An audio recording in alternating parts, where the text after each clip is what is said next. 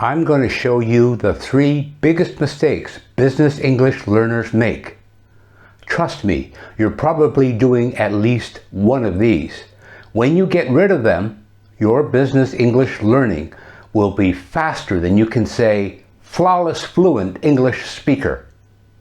My name is Herbert. So I've been teaching English for like over 20 years. I've worked with thousands of learners, from nervous beginners to almost fluent professionals. And these 3 mistakes just keep showing up. Once the mistakes get corrected though, the progress just takes off. So let's get started. First one, inconsistent study habits. We all do it. You know how it is. You super study intensely for a week, and then life gets crazy, and you don't touch learning for a month or 2 months. And then you feel guilty, and you do another marathon session, and then you disappear again. It's a bit like going to the gym. Those intense workouts that you do from time to time, but they don't get you anywhere, right? So I had this student once who would cram for like 6 hours every Sunday and then do nothing for the rest of the week. And she kept wondering why she wasn't making any progress. Your brain just doesn't work that way with languages. You have to be consistent. What actually does work is finding small pockets of time that fit into your life. Maybe it's 20 minutes during lunch break or an hour every evening. The key is consistency, not intensity. I actually use one of those habit tracker apps on my phone. Seeing that streak grow is weirdly motivating. Even on those days when you're exhausted or just not feeling like it, try to do something small. Listen to a quick podcast while you're commuting. Review the vocabulary while waiting in line, or read a short article before going to bed. Those small moments add up in a huge way. The second mistake may really surprise you. Focusing too much on speaking practice. I know, that sounds weird, but business English isn't just about talking. In the workplace, you need to read reports, write professional emails, and listen to what other people are saying in meetings and presentations. I remember this marketing manager I worked with who could speak really well. She had the accent down perfectly and everything was really good. But she was constantly misunderstanding emails and missing key points in business meetings. And she couldn't make progress until I stepped in and worked on her listening and comprehension skills. But don't get me wrong, speaking is obviously important, but it needs to be part of a balanced approach. What I like to tell my students is to master one skill to a basic level before moving to another skill. You don't try to do everything at once. That's just another form of inconsistency. And when you do practice speaking, use the vocabulary that you learn from your reading or listening skill practice. It all connects. For reading practice, try getting your hands on some actual business documents. Read business magazines, reports, case studies, or even contracts. For writing, practice composing emails to imaginary colleagues or clients. And get yourself a good business podcast. There are tons of them out there. I particularly like business interviews rather than news broadcasts. You get to hear natural conversation with different voices and accents. But you know what's funny? A lot of people think they need a conversation partner all the time to improve their English. But sometimes it's better to build up your vocabulary and comprehension first. That way, when you do start having a conversation, you actually have something to talk about. The third big mistake is not immersing yourself enough in English. English language is alive. You can't just learn it from textbooks or apps. And I know what you're thinking, but I don't live in an English-speaking country. No problem.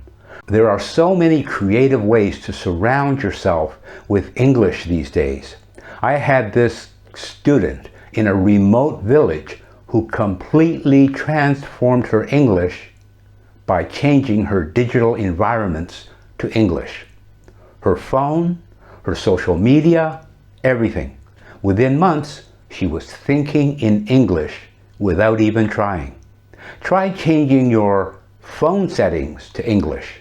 Follow English business news on social media.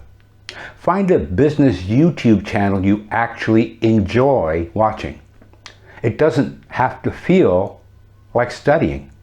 I've had students who got hooked on Shark Tank or Silicon Valley. They're entertaining shows and you pick up so much business vocabulary.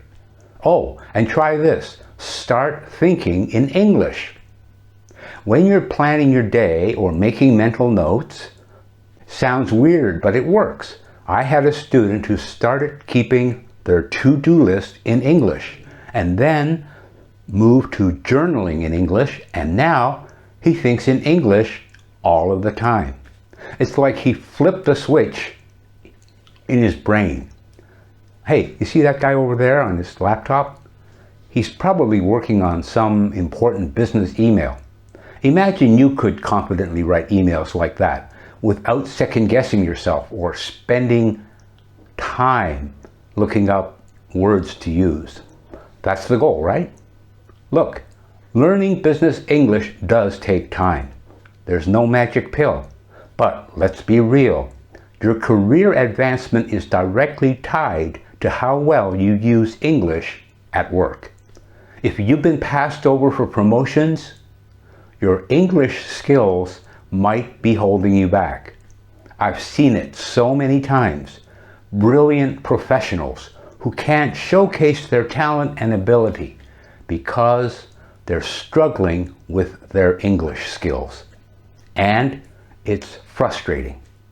But I've also seen the other side. People who overcome that barrier and suddenly the doors start opening for them.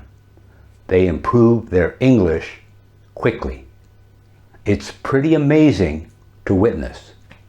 Now, between you and me, I've put together a special assessment that helps you discover exactly what you need to focus on.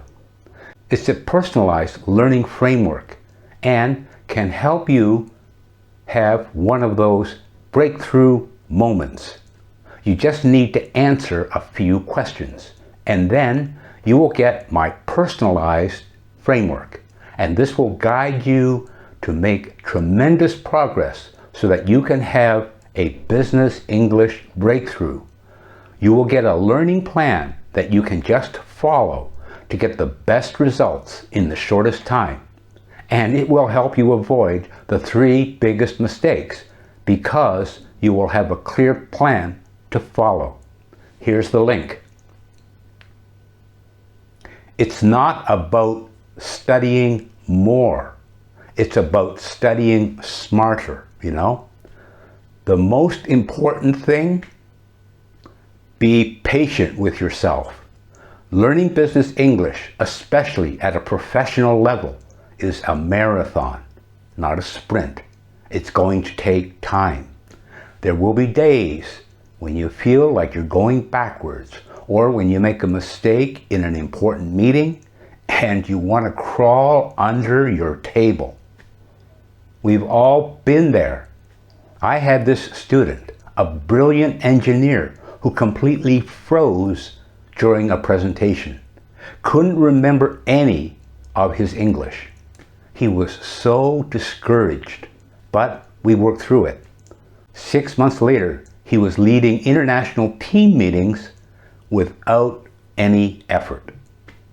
Every mistake is just a chance to learn something new. We're all works in progress, right? Remember that consistency beats intensity. Balance your learning across all language skills and immerse yourself as much as possible. Simple formula, but it works. So what about you? What's been your biggest challenge with English? Any tricks that you've tried that worked for you? I'm always collecting new ideas to share with my students. Oh, I've been talking your ear off. Sorry about that. I get really passionate about this kind of stuff. But seriously, I'd love to hear about your experience with language learning sometime. Everyone's journey is different, and that's what makes it so interesting. So let's catch up again next week, okay? Same time, same place. Great. And hey, if you decide to try any of these tips, let me know how it goes. I'm always curious to see what works for different people. Bye for now. Talk soon.